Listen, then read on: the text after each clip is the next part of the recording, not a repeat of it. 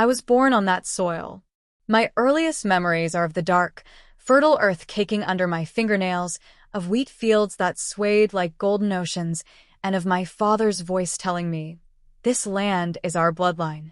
For 3 generations, my family's 2,500 acres had fed us, clothed us, and given us purpose.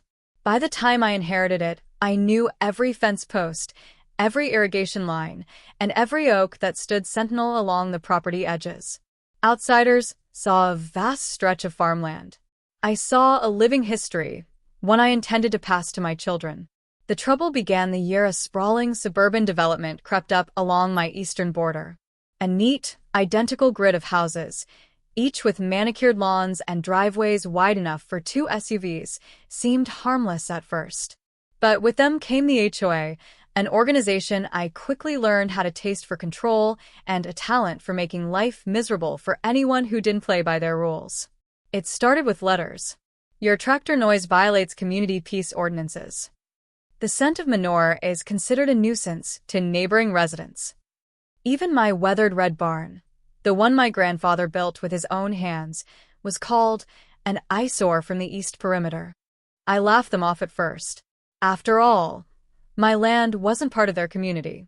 They had no authority over me, or so I thought.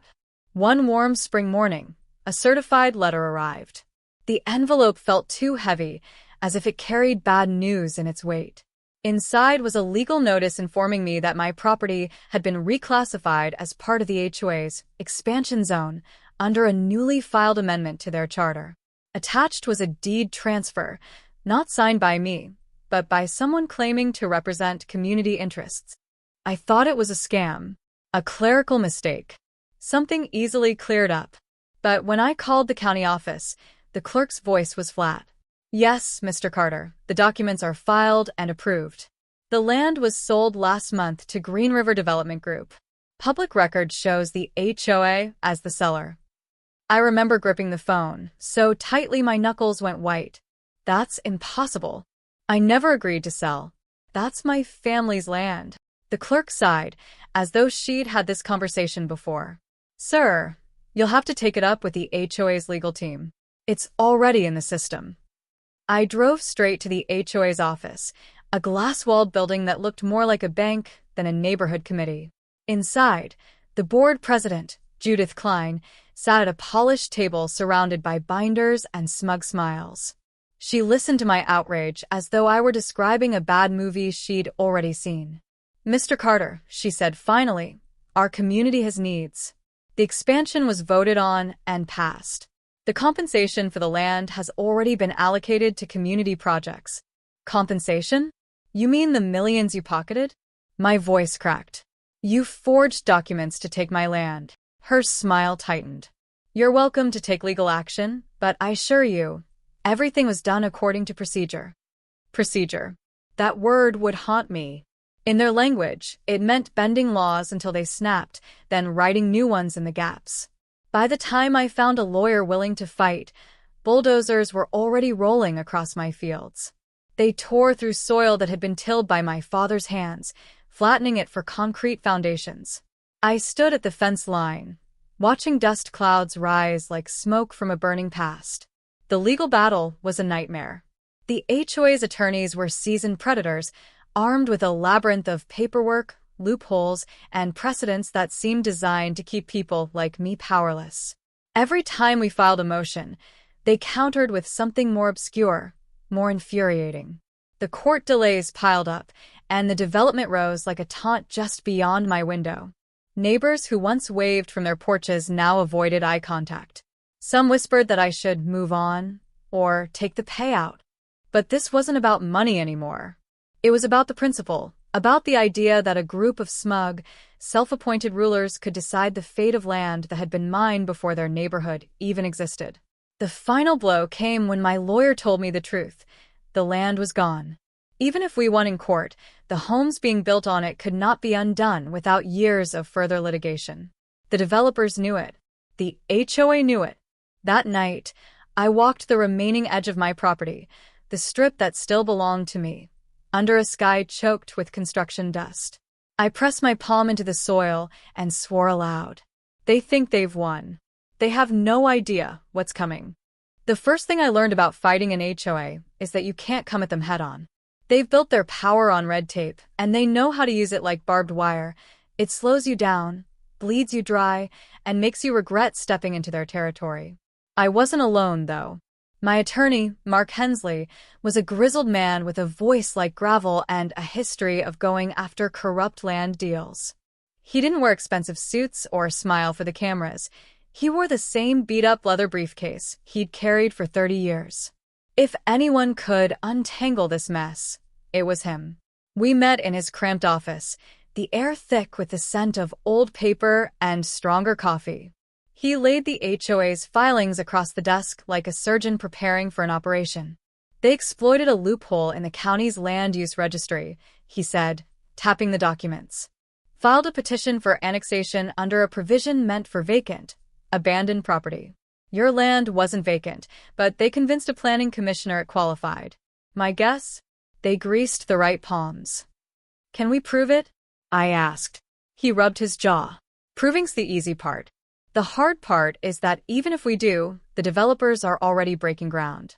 They'll stall, appeal, and by the time we win, it'll be too late to reverse construction. The words hit like a hammer. It was the same refrain I'd been hearing since day one. Too late. But I wasn't ready to roll over. We filed the first motion anyway, challenging the annexation. Predictably, the HOA's lawyers countered with a flurry of procedural delays. Weeks turned into months. Every court date was rescheduled. Every request for records was under review. It was a slow, suffocating game designed to exhaust me. Meanwhile, the harassment intensified. I'd find code violation notices nailed to my fence for infractions that didn't exist. A county inspector, randomly, showed up to question whether my storage sheds were up to safety standards. One morning, someone spray-painted "sell out" across my barn doors. I suspected Judith Klein, the HOA president, was behind it all. She was a sharp-featured woman with ice in her eyes and an ego that could fill a stadium. She didn't just want my land. She wanted me gone, erased from the map, so the HOA's expansion could be a clean sweep. One afternoon, I attended a public county meeting where she was presenting the future vision for the neighborhood. Glossy renderings of parks, pools, and luxury homes replaced my fields in every slide. She spoke as if the land had always been theirs, and the audience applauded like she was a savior. I walked out of that meeting with my hands clenched into fists and a new clarity in my mind. Beating them in court wasn't enough. I had to beat them at their own game. The breakthrough came, of all places, at my kitchen table. I was sifting through HOA bylaws that my lawyer had subpoenaed, hundreds of pages of rules, amendments, and obscure legal jargon. Somewhere around page 312, I found it, a clause detailing the HOA's right to place liens on member properties for unpaid dues, fines, or fees. More importantly, those liens could be sold to third parties, who would then have the right to collect the debt or foreclose on the property entirely. I read the paragraph 3 times. My pulse quickened. This was more than a rule, it was a weapon. And in the right hands, it could cut deep. I called Mark the next morning. Hypothetically, I said, what happens if someone buys up a bunch of delinquent HOA liens? He paused. Hypothetically, they'd own the debt. If the homeowners didn't pay, that person could foreclose. Why? Because I think I just found my way in. Over the next few weeks, I became a ghost in my own war. No loud confrontations, no public fights. I focused on one thing, finding out which HOA members were behind on their dues. Public records did the rest. I created a small LLC, Carter Holdings, to make the purchases anonymously. Every lien I bought was a thread in the net I was weaving around them. By the time Judith Klein's smug voice left another voicemail threatening further consequences if I didn't stop my legal challenge, I had already secured the first batch of properties in default. She didn't know it yet, but the ground under her precious community was about to shift. I ended that day on my porch, watching the sun dip behind the rows of half-built houses on what used to be my fields. The air smelled of sawdust and arrogance. They thought they were building their dream neighborhood. I was building their nightmare. The thing about revenge is that it works best when it's invisible until the moment it hits. Every week, I worked quietly, buying up delinquent HOA liens one by one. At first, they were small, a few $100s here, maybe a couple thousand there, but each purchase came with a set of rights. Rights the HOA had never dreamed could be used against them. The process was tedious but satisfying. I'd sit in my pickup at the courthouse parking lot, coffee in hand, combing through property tax records and lien sales like a fisherman sorting the day's catch. Every address I added to my list was another crack in their foundation.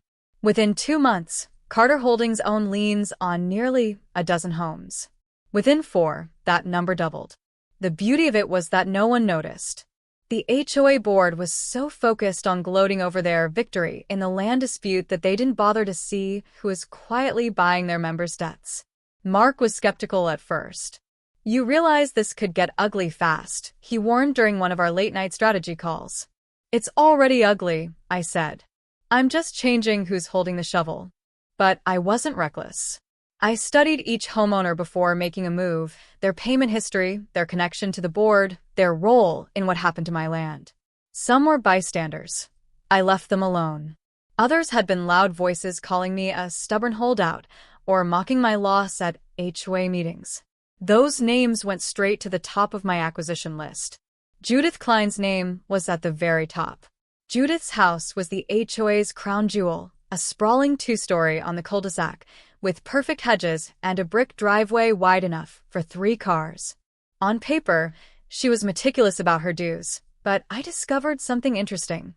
Her brother-in-law owned a rental property in the neighborhood, and he hadn't paid HOA fees in over a year. It took a single transaction through Carter Holdings to secure the lien.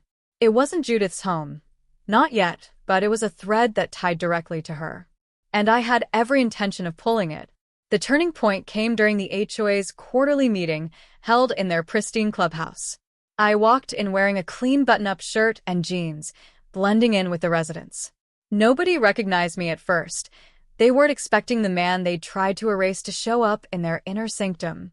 Judith was midway through a presentation about improving community security when I stood up. "Interesting talk," I said.